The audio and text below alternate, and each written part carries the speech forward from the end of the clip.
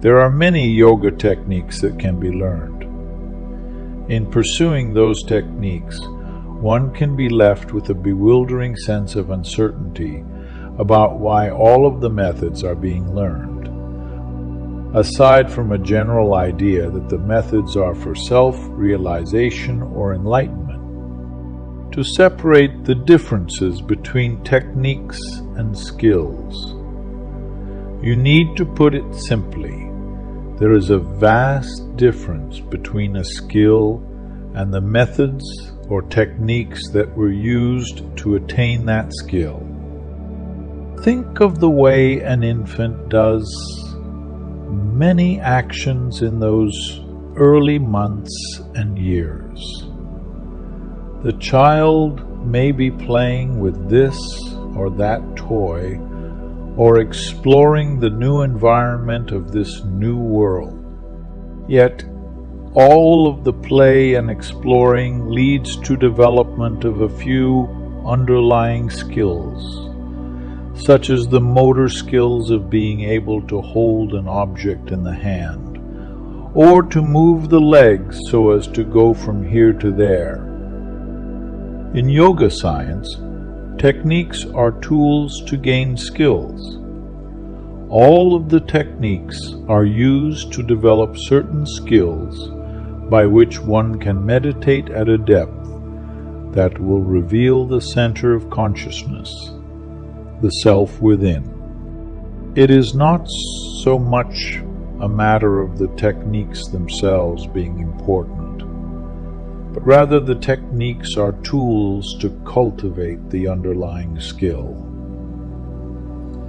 What we really want is the skills, not merely the technique. There are 7 skills to cultivate for meditation. It is truly the skill that we want to learn, not merely techniques, although again the techniques are quite useful. The first one is body relaxation. Repetition is the key. By repeating the relaxation exercises over and over, the nature of relaxation itself is gradually known, experientially. However, the root skill to be learned is how to relax the body directly, immediately, at your own will and desire, whenever you want. Although the skill to relax at choice may have come from repeated practice of specific methods of relaxation. Second, you need to sit in a comfortable, steady, straight posture. There are several different meditation postures are offered in yoga.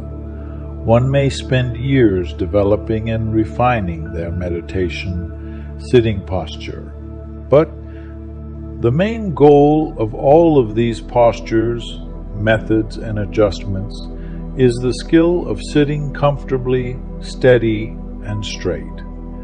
The easiest way to start with is the friendship pose, Maitri-asana, which is sitting straight in a chair, though even this requires some training to do well. Over the time, a skill itself is developed, whereby the aspirant is able to just sit down and be comfortable and steady and have the head, neck, and trunk aligned. While one may continue to do the preparatory practices, the skill is to go directly to a proper sitting posture. The third skill required you to make your breathing process serene. Remember, breath training starts with awareness and ends with awareness. In the beginning, one learns to observe the quality of breath, whether there are jerks, pauses, fast breathing, or shallow breathing. Then the breath is regulated so that the jerks and pauses are eliminated. The breath is slowed and becomes deep. Breathing practice are designed to be balance, energize, or calm the breath and underlying energy system. However, they are all directed towards having the skill to make the breath smooth, slow, and serene in a particular way that allows your balanced energy to bring you deeper into meditation. Eventually, one develops the direct skill of making the breathing process serene in a moment. After all of the techniques, the practice comes back to simple awareness that becomes so subtle that attention goes beyond the gross breath, to the subtle energy and onto the mind.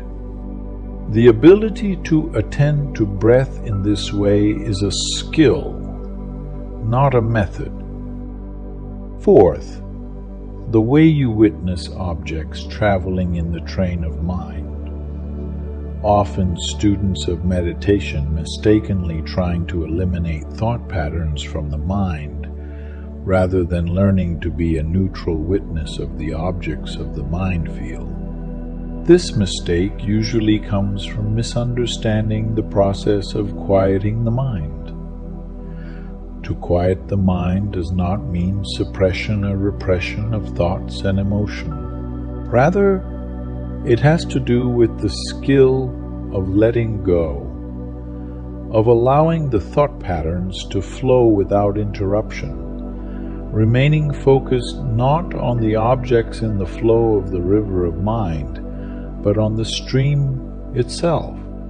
By developing one single new skill that becomes a habit, that of simply letting the thought pass by when it arises, we become a witness to the whole stream of mental process. We can train ourselves in this new habit, though it takes effort. In other words, that old habit of attaching to rising thought patterns normally stirs us to move from our meditation, or leaves us in a fight with the mind.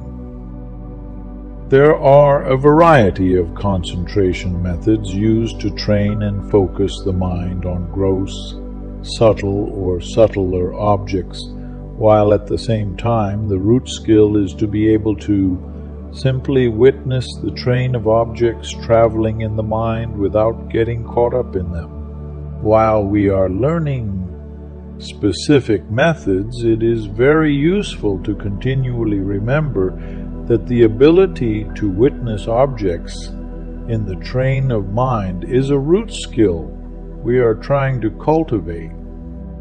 This stage you need to learn how to promote the thoughts that are helpful.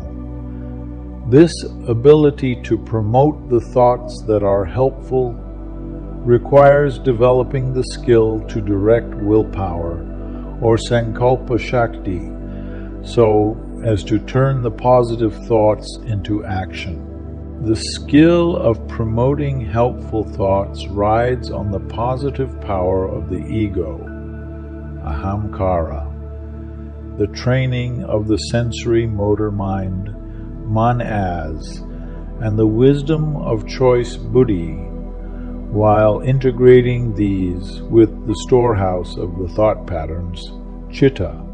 In other words, it means integrating the four functions of mind. What do we do with the negative thoughts, or the thoughts that are not useful to our growth and well-being? We simply do not engage them. We take an attitude of neither feeding into them nor trying to push them away. By focusing only on the helpful thoughts, the other ones gradually lose their intensity of coloring and become mere memories, without having an ability to control our thoughts, emotions, and action. The letting go and witnessing skill works with this discriminating skill so as to gently move us in the direction of growth and depth in our spiritual practices. This is the final stage, how to not allow yourself to be disturbed in any situation. This quality of not being disturbed does not mean being inert. Rather, this skill means having balanced equanimity, which comes over time. This equanimity does not mean being emotionless. The differences between having an emotional response arise and seeing that response stay with you for some extended period of time versus having an emotional response that rather quickly fades away as you make any needed adjustments or changes. Eventually, one may develop the skill of not being disturbed in any situation such that there really is a continuous equanimity. But again, it comes gradually in stages. It is important to see how this skill grows over time, so as to not set ourselves up with expectations of immediately having complete balance and equanimity. This is a skill unto itself. One may be able to train themselves to be an actor and appear to be not disturbed, but with this skill, one can truly have calm without merely acting as if calm. It is called non-attachment or vairagya. Although, remember, you must let these skills work together, which is the most important part. Letting these skills work together like fingers on a hand and bring one ever closer to meditation, samadhi, and self-realization.